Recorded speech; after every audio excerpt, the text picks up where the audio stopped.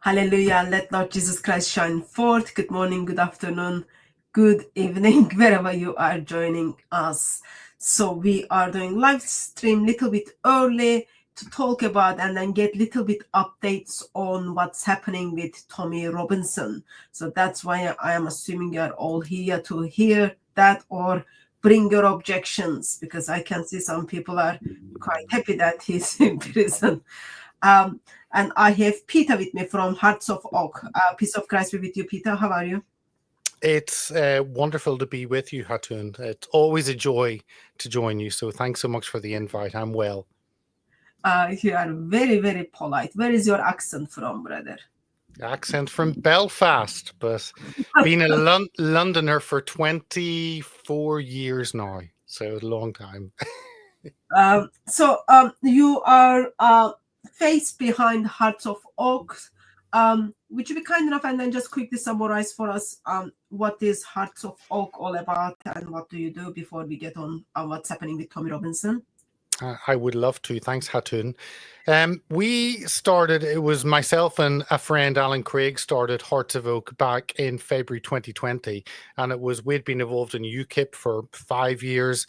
And we wanted to start something that was like a post-Brexit, because UKIP achieve Brexit in some shape or form. So what do you do after? So we decided an educational organization that would have meetings across the country. So we launched 20th of February 2020. And 2 weeks later, the world went into a lockdown.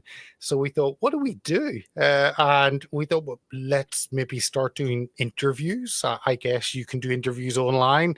So we started that, never having done any. And we've, Alan stepped down after a year. He retired whenever he hit the ripe age of 75. And then I continued. So we've now done probably 235 different guests on close to 800 interviews. We do 3 shows a week, 2 guest interviews and 1 news review every Monday, Thursday, and Saturday. And it's just phenomenal. Connecting with people all over the world and all under an umbrella of free speech. And whether we're talking about US elections or UK or Islam or the whole LGBT debate or et cetera, and it's just become fascinating how God connects us. And I'm sure you know what it's like, Hatun, when God makes connections, relationships, and those are worldwide, especially during COVID, because you couldn't go out, so you connect with people online. So it's been a joy, and we've had a focus on Islam and critiquing that. You've been a guest before, and it's been wonderful to have you on. Jay Smith, Robert Spencer, Bosch, Faustin, the list goes on of great people who understand Islam and the clash that Islam poses to the freedoms we have in the West, or freedoms we thought we had in the West, maybe. So, yeah, it's just been a delight doing those interviews, connecting with people, good friends all over the world, and trying to educate viewers and listeners and supporters on a whole range of topics. Yeah.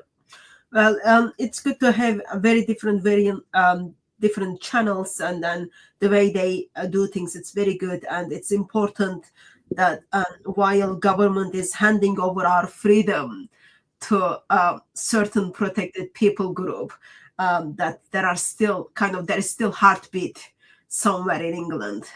So thank you very much for all you are doing. So Tommy Robinson, it looks like it's just messed up. I've been reading posts are circulating, and I understand that he's still in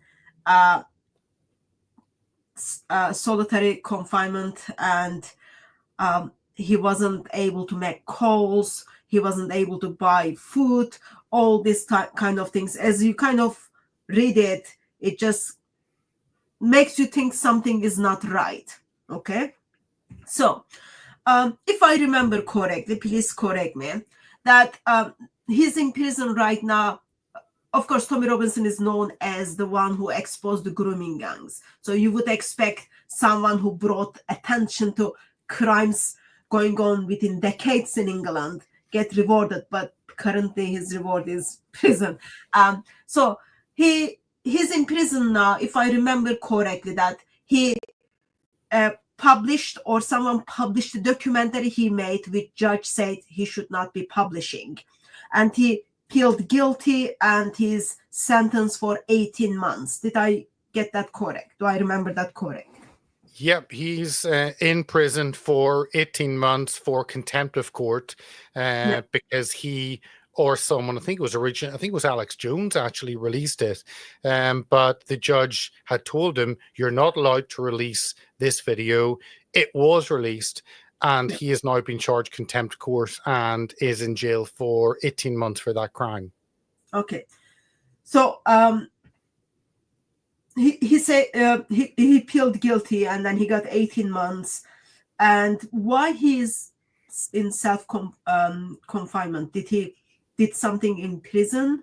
Therefore, like, why he's in confinement? Why? So he has never asked to be in solitary confinement. When he was sentenced, he was sent to Belmarsh. Belmarsh is a Category A prison for the worst. You speak so fast. So Belmarsh is the prison where Amjad Chowdhury and his guns run. It's a very prison, like, kind of, you look at, you say, okay, this is where UK government is training jihadis in this prison. So they put Tommy Robinson in that prison while he's like civil offense. He's done civil offense. Well, my understanding, never having been charged with these things, and the only time I ever go to prison is to see Tommy Robinson. I went to see him in Belmarsh, and I then went to see him in Woodhill, where he currently is. My understanding is that contempt of court is a civil offense and is a Category D. So was a Category D prisoner. Category A is the highest, the worst of the worst. So rapists, terrorists, whatever you have to do to be the worst. So Belmarsh is a Category A prison. It's the worst inmates in the UK, and I think there are 8 Category A prisons. Then you've got Category B. Woodhill is a Category B prison. And then I guess you've got Category C and Category D. And then you've got open prisons where people can go home for the weekends. So Tommy, as a civil prisoner, Category D, he was charged, he was sent to Belmarsh, and the Belmarsh governor raised his offence from a level Category D to Category C, as I understand it. I believe it was Belmarsh. So he was then a Category C prisoner in a Category A, the top security prison in Britain. Then, after a few days, he was suddenly moved to another prison. His family weren't informed. No one was informed. He was just put in a van and driven somewhere. He was moved to Woodhill, which is a Category B prison. But he is held in the unit. So he is, in effect, held in a Category A unit within a Category B prison.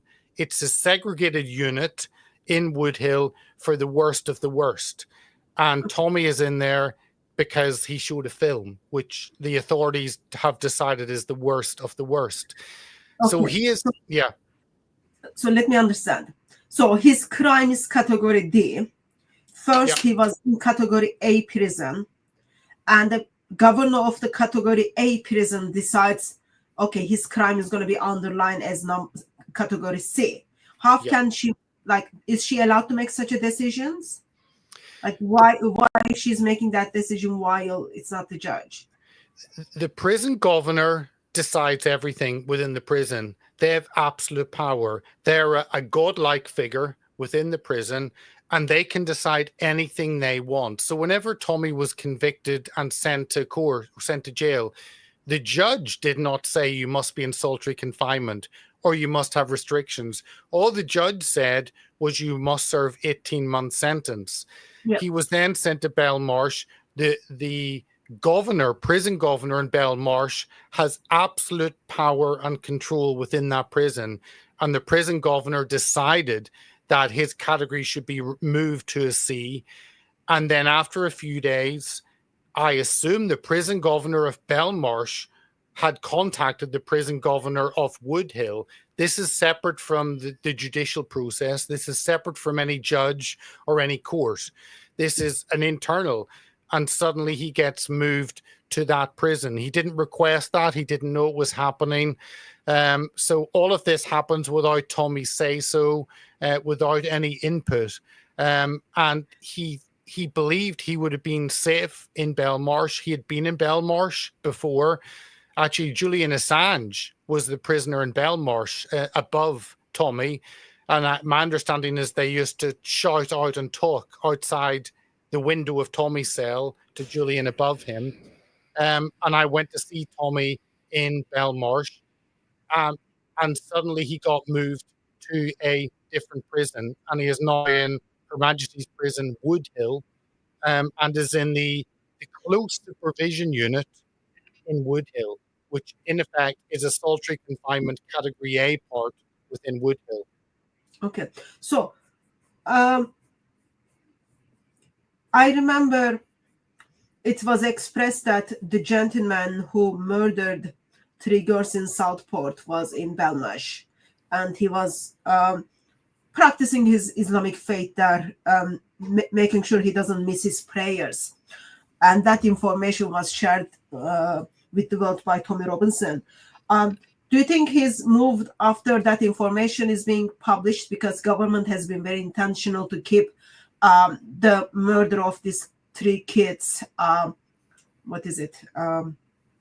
untouched? Like, not, the government has been very intentional to not share the informations about him.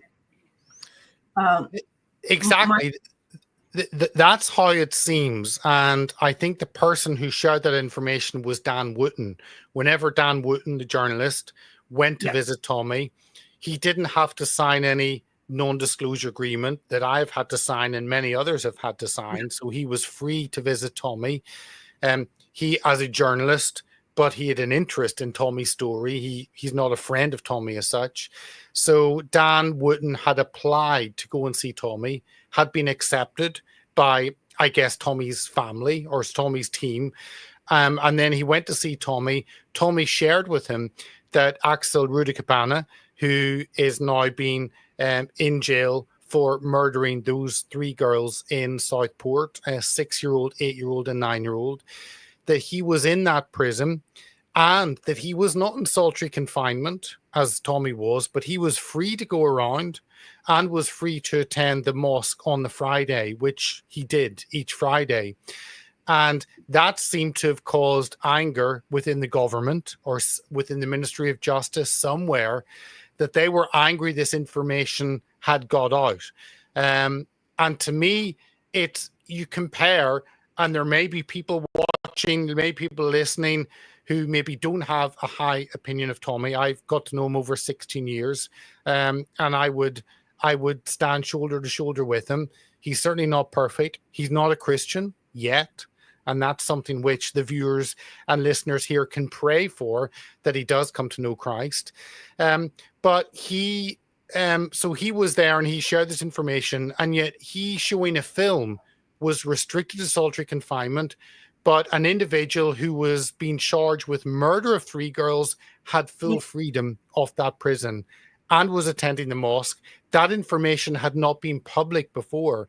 And suddenly we now realize, actually, this is an individual who is a Muslim, who has carried this out, who has freedom of the prison. Something doesn't add up there. And that's what made the government angry. And I think that's why they clamped down on people going to see Tommy. Okay, so currently, like, doesn't matter people like Tommy Robinson or they hate Tommy Robinson, there is something is happening to human being, and that's not just. And if you don't speak it when your turn comes, for example, there is Mohammed in the chat tells me next will be my turn, no one is going to speak for me. So there is something injustice, and Bible talks about we cannot turn blind eye to injustice. So he was removed from jihadist prison to category B prison, which while he just moved to the category C by the governor. I would love to encourage this Belmash governor to just simply stop training jihadis in her prison instead of just like putting people in cells. So you talked about non-disclosure agreement. So currently, if I want to visit Tommy Robinson, I need to get a permission, first of all. And then usually they say because of your media background, you cannot visit Tommy Robinson. So you don't get permission. And then you've got this non-closure agreement. Where that comes from, I never heard that when people go and visit their loved ones or their friends in prison, they need to sign a paper which says whatever I discuss here, I will not share with anyone. If I do so, I will be punished for it. It's very strange, Hatun, and I've never come across this before. When I went to see Tommy in Belmarsh, I think I maybe went with Lord Pearson actually to visit Tommy in Belmarsh. You went through security. You weren't allowed to bring in anything, so you had to leave your bag and a pen, keys, everything, phone had to be left in a locker. You went through security scanners, like airport-style security. Your fingerprints were taken maybe half a dozen times. Your picture was taken. They had delved into your background, all of that. So it was decided you were safe to go and see him. You hadn't got anything on you that would cause damage or concern, and you were let in to see him. And when Lord Pearson and I went to see him, we sat with him for maybe 2 hours in his cell. He had his cell, and then he had like a table with chairs on the corner. So we sat there and we spoke with him. There is no non-disclosure agreement, and I've signed a non-disclosure agreement in terms of business, in terms of working with companies, especially media space. But going to see someone, and this was a 3-page document to say that anything you saw or heard or learned or observed within the visit, you were not to disclose that. And if you did disclose it, you would not be able to see him again. Now, they're not allowing people to see him anyway. But when I signed that, all the information I have spoken about are things not that I witnessed, but that I've heard. A lot of things I've heard fit in to what I witnessed and understood with my visit with Tommy. But I will honor that NDA because that's what you should do. If you sign something, your word is your bond. But anything I share about Tommy's situation is speaking to many others who have visited him, friends, family, and their understanding of Tommy. And a lot of the information is public on his Twitter feed, on his emails to supporters. So that is all there. But I've never come across a non-disclosure agreement. That means you cannot disclose the information you receive from that. I've never come across that for visiting a prisoner. And maybe I need to talk to Lord Pearson about putting a written question to the government asking how many other prisoners have got a non-disclosure agreement for visitors to them, because I imagine the answer is 0. Yeah. Well, you can easily go and visit Chowdhury. You don't need that much paperwork at all. And you can put the things on the internet, all those kind of things. Okay, so he's in a category B prison. And if you want to visit him, you need a permission. They check your background, and if you've got any YouTube channel, they simply say no to you. And then if you go through all these things, you just sign a piece of paper, 3 pages, that tells you cannot share anything you see, you heard, and you observed. For example, if you see bruises on Tommy's body, or black eye on Tommy, or he lost like 50 pounds or something, you are not allowed to share that information. So you can torture someone, and then people just come and see and go. There is something just doesn't look right. Why he's still just by himself, and then 23 hours just in a cell? So this is different prison. Why that's the case? So the prison, call it, Lord Pearson put a question down asking the government about prisoners that were in solitary confinement. The government said there's no such thing as solitary confinement. There are segregations, and he is segregated. So he, and my understanding, talking to many others, he is in a cell for 22 hours a day. He is allowed to go to the gym for 2 hours. He is basically escorted to a gym, left there by himself, and then brought back. I have also heard from other people that some days he is allowed 1 hour walking in the yard. There's an outside yard, I understand, and he's allowed to walk by himself. But he doesn't have any contact except a guard walking him somewhere, leaving him, and picking him up. That's the only human contact he has. The only other human contact are two things. One is if a visitor comes to see him, that is a 2-hour visit, and that's 3 times a week. Now, the prison authorities are cancelling those very often now, and sometimes those are cancelled the night before. And you have international visitors who have come to the UK to visit Tommy, and they've been told the night before that visit is cancelled. They've no appeal process. They can't complain. They can write a letter to an email address, and maybe in a month or two they may hear back. But there's no pushback. And the reason given are two reasons. One reason is that day is no longer available. You can reapply. Yours, the prison governor. That's it. The other reason is we understand you have a social media profile and you may share information that you receive when you visit him. Therefore, you're not allowed to go. But what is the point of a non-disclosure agreement if they have already decided that you cannot visit anyway? Surely, I mean, Lewis Brackpool, a journalist, went to see Tommy. He refused to sign an NDA, so he was not allowed to go and see him. Where I was happy to sign, I wasn't happy to sign an NDA, but I wanted to go and physically sit with Tommy and spend time with him and encourage him and do what I could do to build him up. My reason was not to write a story about it. If that happened, that would be a bonus, but that was not my reason. My reason was person to person, friend to friend, to actually build him up and encourage him. So I was able to do that. But time and time again, these are getting cancelled. The only other contact he has is with a chaplain. Now, I may or may not have met a chaplain, and yet I see the comment, perfect timing.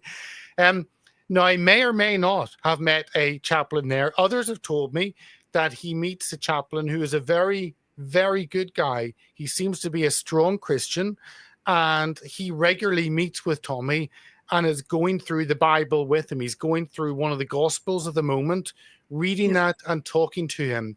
So to me, that is something really positive. And maybe Tommy would not be spending time in the Bible if he was outside. Maybe this is the reason God has him there. We don't know the mind of God. We can never second guess why God does what he does. Sometimes he reveals to us, often he doesn't. And maybe the reason why Tommy is there is for God to reveal himself to him through the Bible, through meeting with his chaplain, through opening up scripture and reading about the life of Jesus in the Gospels. Maybe that's the reason. Who knows? But again, I will say to your viewers and listeners, Hatun, you can pray for that. Or because he did not fit with the criteria of pleasing the government and pleasing the police, therefore he ended up in prison. So I remember reading that so when you are in prison, food comes and then serves to you. Food is open, so it's not like packed food or at all. Usually prisoners cook it, and like if you know that you are in a prison where majority is Muslim or the cook in kitchen is Muslim, I wouldn't feel that safe to eat that food. So therefore you have access to something called canteen. You just order things from the canteen, chocolate, tuna, like the things in can. I remember reading that Tommy's rights of getting access to canteen was denied for certain time. What is that reason? Do you know? So you're completely right, Hatun, that Tommy is in solitary confinement because the prison governor says there are prisoners there who may want to do him harm. Well, Woodhill is 35% Muslim. Well, It, just a second. If the governor is already thinking there are people who might harm him, then governor should do something to make sure he's being protected. And protecting him is not simply putting him in a cell by himself. You control the people who you think going to attack him. That's a prison.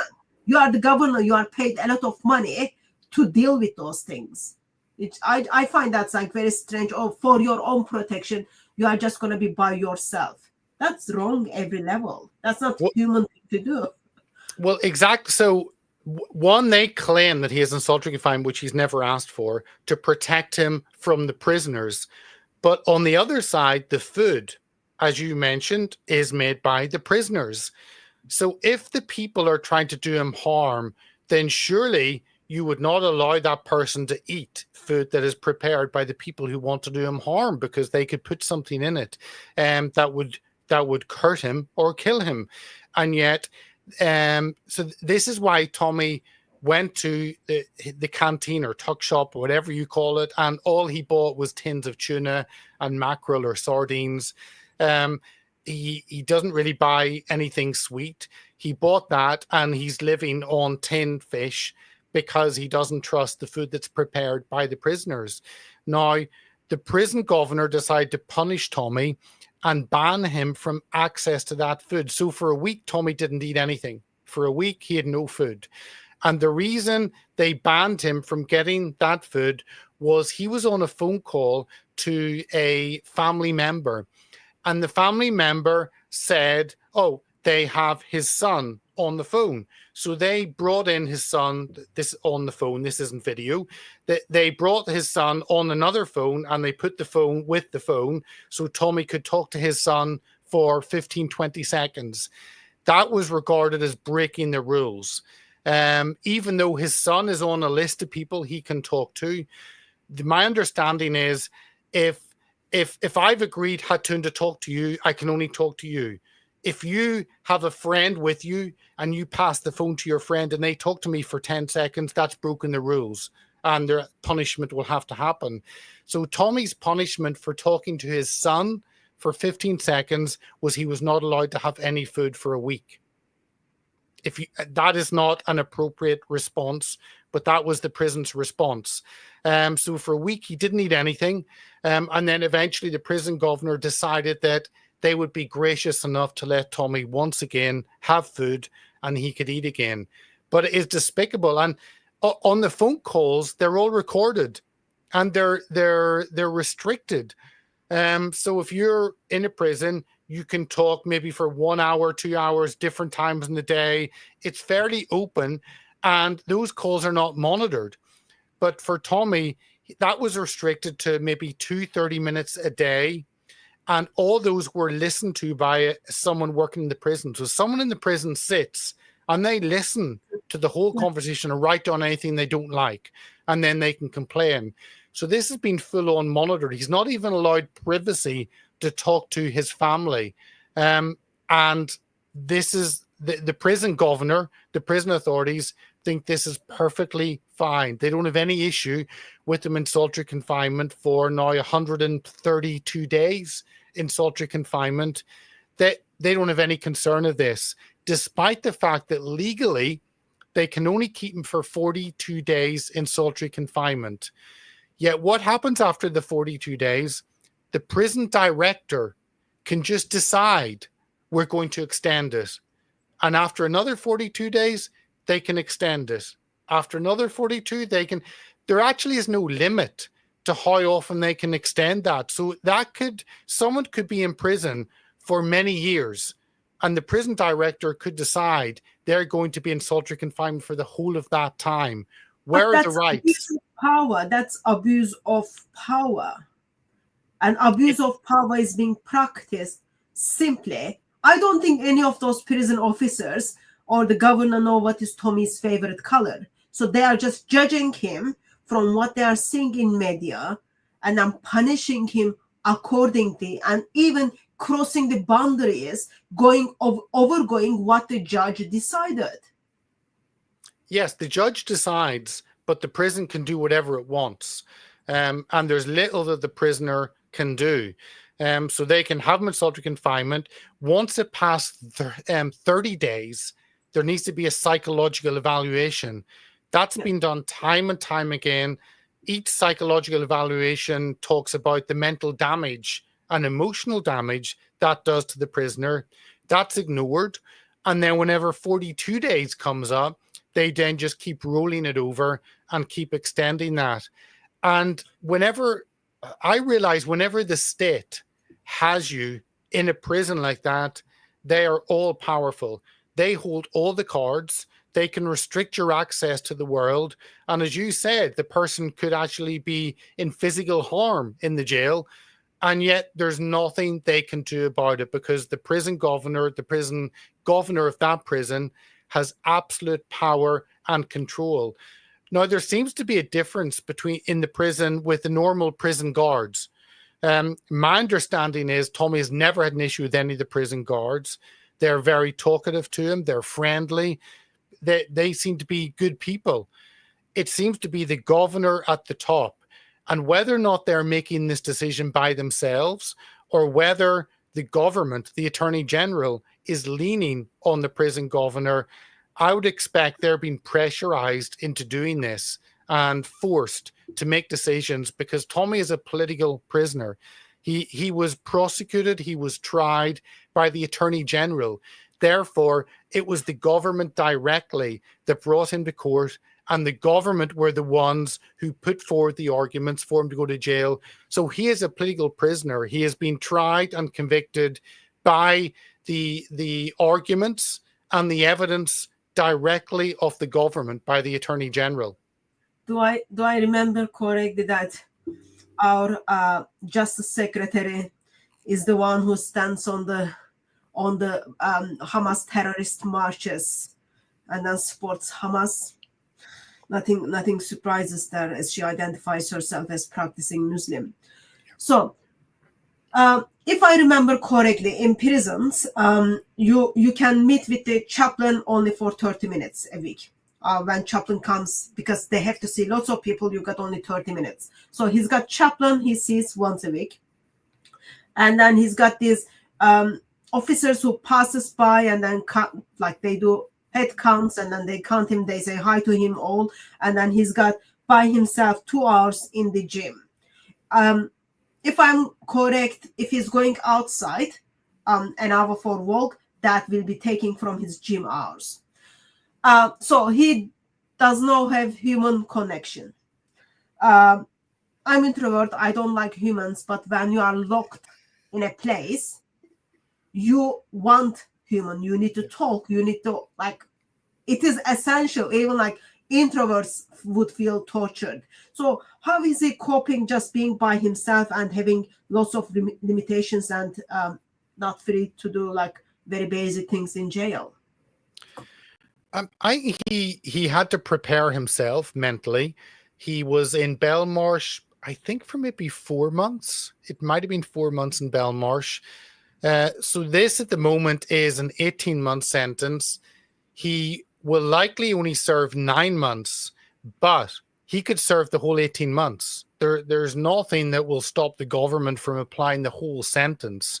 Now you have all the grooming gang rapists. They get out after 50% of their sentence served. But there's nothing stopping the government directly deciding that he has to serve the full 18 months. That would be mentally too much for anyone. It's like kind of what you read in the Second World War, prisoners of war being actually held in a hole in the ground in solitary confinement to break them, to destroy them mentally. Tommy is a very strong individual. God has given him that tenacity, that strength of character and strength of will. And that's why he's been able to stand up against the world really often and stand for what he believes in, despite the media onslaught, despite the lawfare, despite the political attacks. He has been able in some way to take that and weather that. But he's never been, this is now the longest I think he has ever been solitary confined, or coming up to the longest, which is 4 months. So it's it's anyone's guess how we cope under pressure. None of us know how we cope under a level of pressure we've never experienced before. And for me, I just pray that actually he has that strength within him that will take him through. But whenever he is released, he will be psychologically scarred. He will be emotionally damaged, of course. But he is such strong-willed, and he is so focused in what he wants to do, which is to critique Islam and to point out that clash that we face, that Islam is not compatible with the freedoms we have in the West. And he understands that and is focused on speaking of that and of exposing the Muslim rape gangs that we have had. So if it was anyone else, I would be concerned. With Tommy, I've kind of got a quiet confidence that he will actually be able to get through to the end and come out. But again, how damaged he will be as an individual, none of us know until he comes out. And that's going to stay with him forever, that damage. And my concern is that the government then just bring other charges on him, because 18 months in prison for showing a film, that doesn't compute. It doesn't make sense. To be in a Category A prison for showing a film, that doesn't make sense. So a lot of what happens to Tommy does not add up.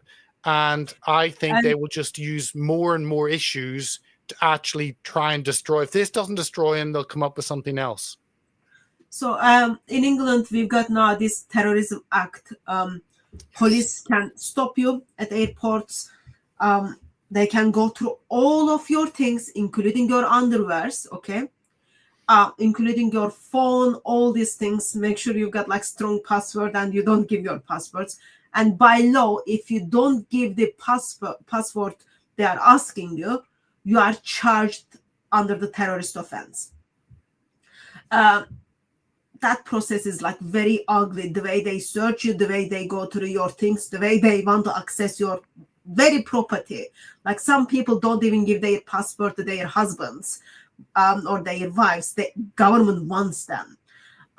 So now, if I remember correctly, he's also charged under the That Act because he refused to give the password of his phone to the officers at the airport. Where is that going? So you're right. This is a piece of legislation that gives the police absolute power to detain anyone they like, and you lose all your rights. Yeah. And Lord Pearson actually... You can't even call lawyer. Yeah, I know. So, and when I talked to Lord Pearson about this, he was very concerned. And he said to me, we need to ask the government about this abuse, especially of journalists, and how this is used. And I had a friend on a month ago, Callum, who does travel logs. He travels the world and films in all different strange countries. He's done Afghanistan, Zimbabwe. He was in El Salvador. He was in Russia. And he came back from El Salvador filming there, and he was stopped at Gatwick, and he was held for 5 hours, and he was questioned. He makes travel shows. What is it about traveling that, and yet the government had him on a list, a watch list, and he was stopped. He had to give up everything, all his film equipment, his camera, his microphones, his laptop, his phone, all his SD cards, his flash drives, everything was taken. No access to a lawyer. And you have to answer every single question. You cannot just choose not to answer a question. Everything had to be answered. And I'm really concerned how this is being used, especially against journalists. So Tommy said, I can't give you access to my laptop or phone because I've got privileged information. I've got conversations with girls who have been raped, part of the grooming gangs. And I don't trust the police, and they give sensitive information. As a journalist, I cannot give you access to that information, which is correct. As a journalist, he can't. And yet it seems journalists have got no protection. So if the police want to access a journalist, then they can stop that journalist, force them to give all their information, and the police, who maybe could be part of an investigation the journalist is running, they now have access to that. And this is what Tommy was stopped. He said, I can't. Therefore, I believe next week is one of the hearings for that. And again, with all this, I would be really concerned, except God has brought a Cyrus into the situation, and that Cyrus is Elon Musk. I remember on the 1st of January looking at my phone, and Elon Musk had posted Free Tommy Robinson. And I looked at my phone and I thought, I must be dreaming. I must be still asleep. This is so strange. And then we had Elon Musk shining a spotlight on not only Tommy as a prisoner, but on the grooming gangs and what had happened. And that was a phenomenal way that we had a conversation about this that has sadly died down now. But anyway, that was the richest man in the world, one of the most powerful men in the world, highlighting abuses in the UK. And because of that, Tommy has shared this publicly, or his team has, that Elon Musk is funding his fight against that terrorism act and his fight against solitary confinement. So with all of these things, you need a lot of money to go up against the government. And maybe they've picked on the wrong person, who now has Elon Musk highlighting his issues and shining a light on that and putting funding in. And Elon Musk came shortly after Jordan Peterson had had interviewed Tommy, when Jordan and Tammy Peterson interviewed Tommy twice. And I think that made Tommy more mainstream, more accepted, because in the UK, you talk to people about Tommy Robinson, especially in important circles, and they're very afraid, and they say, no, I've read in the newspaper XYZ. When you go abroad, but when you go abroad in Europe or America, it's very different. People don't see Tommy through the prism of the Daily Mail or the Telegraph or the newspapers. They read about him in different ways. So I think the main reason for that is because people look at their kids and then they say, I don't want my kid to get raped. I don't want people to put nail on my tongue of my kid. I don't want my kid to used as a prostitute. People concerned for their loved ones, versus in England, that is kind of in heart beating steps. It's like about to die. We don't have such a concerns. We just like, you try to care for yourself. That's it.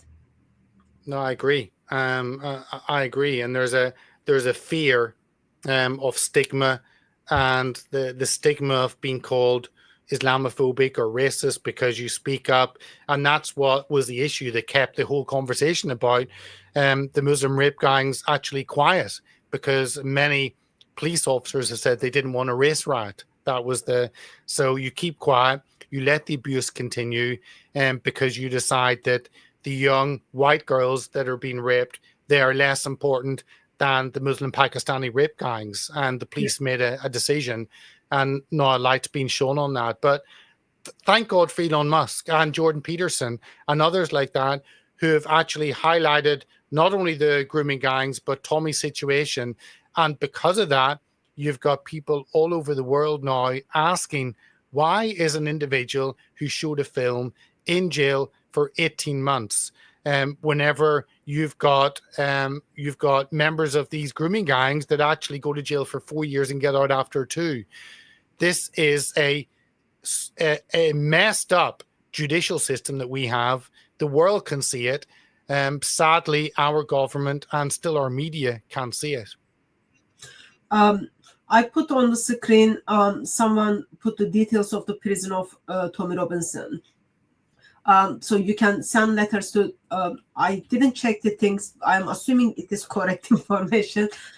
Just beware when you send letter to prison, they are being read, and sometimes even they kind of cross over the things you say if they think person who is receiving the letter should not read those things. Just beware of that. Write it with a conscience that someone who doesn't like Tommy Robinson's receiving letter is going to read that letter. So just beware of that.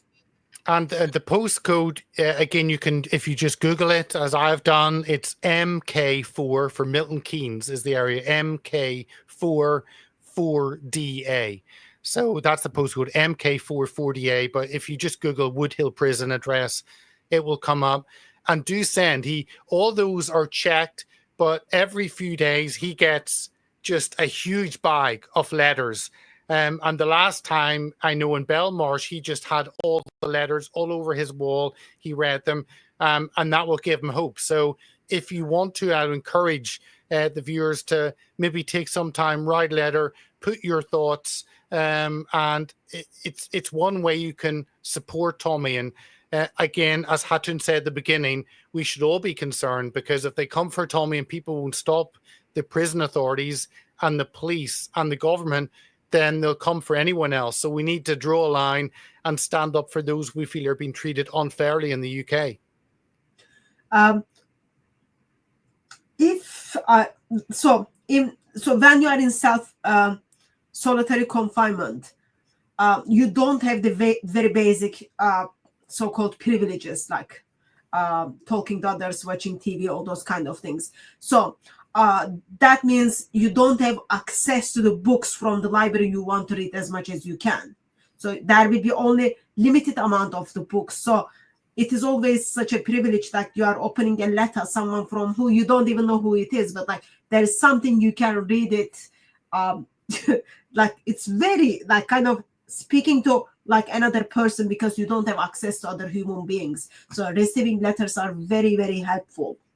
I agree. And he is allowed to watch some TV, and then it's restricted. Again, It's up to the prison authorities. So they cut off GB News because they decided he watched GB News. They saw he watched GB News, so they cut that off. So they do anything spiteful to punish him. But again, if you write letters, keep them upbeat. Remember, he is in a difficult situation. So if you can provide hope and upliftment by what you say, then do that.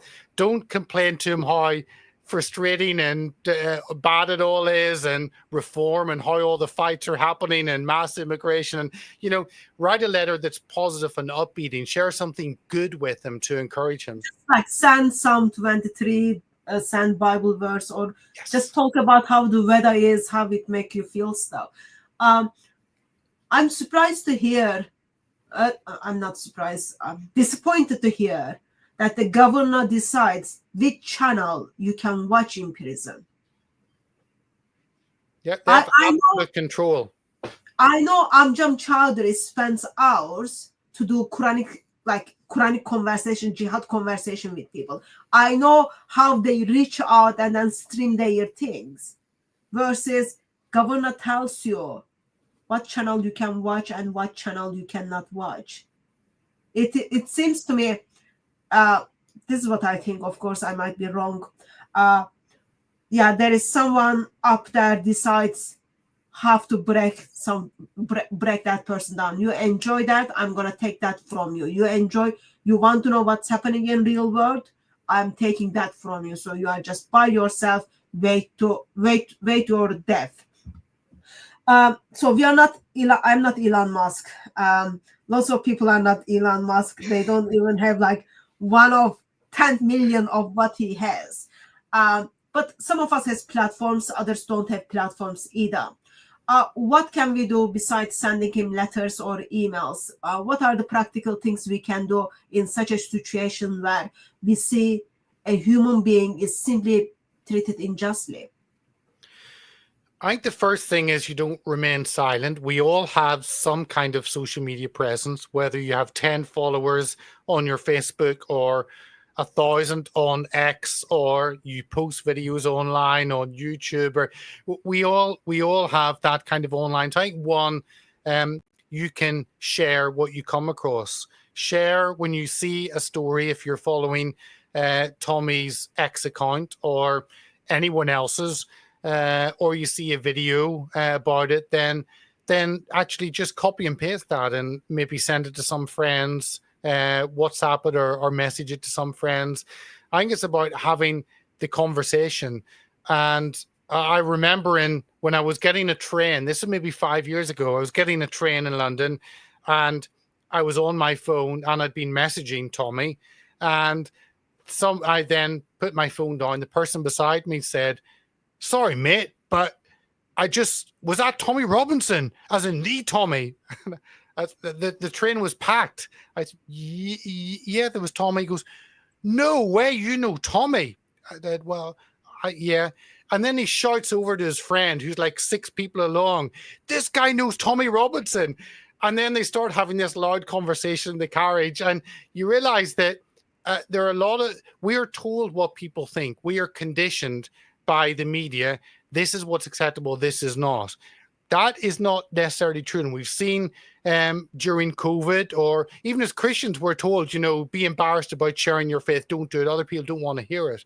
Other people do want to hear positive stories. And break out of that mold. Don't accept what you're told is acceptable and is the right thing to do. Do what you feel is right. And share a story about Tommy with friends and family. Anyone should be concerned at an individual held in solitary confinement for showing a film, while someone who is accused of murdering 3 girls has full reign of the prison. Something is wrong. Share that. Write a letter and tell them about something positive, something good. Share your testimony if you want. Tell them how you became a Christian. There's power in that personal story. And pray for them. To me, those are the things that we can do. You share stories you come across, and Tommy, good stories. Urban Scoop is the kind of media company that he's kind of worked with, or follow him online and just share what you come across. And pray for him. Those are the things we can do. As you said, we're not all Elon Musk. We could, and I wouldn't even say to send money to the things, because some people will. But yeah, just support him by sharing the stories and by praying. Yeah, thank you. Rami, doesn't matter he's gangster or criminal, doesn't matter. He's in prison right now, and he must have exactly the same rights with other prisoners. He must have a full access to the full inmates in prison, full access to the library with other inmates, full access to the canteen with other inmates, gyms, library. Those are very basic things in prison. People go to prison and then they come out of prison with PhD or a master degree or education. Very basic rights are taken from him simply because one person decides what Tommy Robinson can do it or not. Doesn't matter criminal or not criminal. He should be treated equally, and he shouldn't be starving in prison. They've got rules. You've got to eat certain amount of carbs and protein, all those kind of things. But those very basic access are taken from him, and that is wrong. Doesn't matter he murdered millions of people or he's just there because he swore at the mosque. He's supposed to have exactly the same rights with other prisoners. That's very basic things. Okay, we can pray, keep him in our prayers. We can send him letters, and then use the platforms we have to bring attention to the unhuman things are being done to him. Inhumane things are done to him. Anything else you would like to bring our attention regarding Tommy Robinson?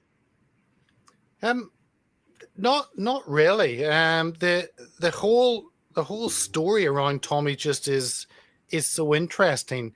That whenever he saw what was happening with the grooming gangs, probably around the year 2000, I think maybe 2001, he started raising issues of what was happening, and he's been attacked and maligned for that. We now have a media who have told us how awful it is in many towns, and over 40 towns in the UK. We've had 75 plus trials, I think maybe 80 trials, of 500 individuals who have been charged for this.